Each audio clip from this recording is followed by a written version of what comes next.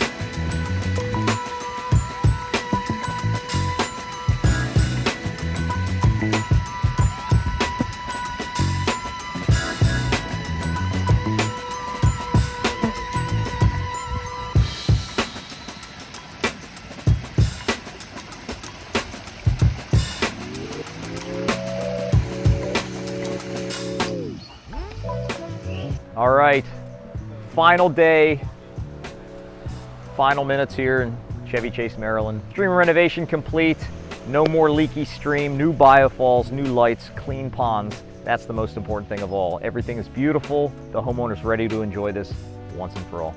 What's up guys, this is Raj with Premier Ponds. We are finishing up our build project over here in Chevy Chase, Maryland. And funnily enough, I was just talking yesterday about how we're done with cleaning season, we're on to build season.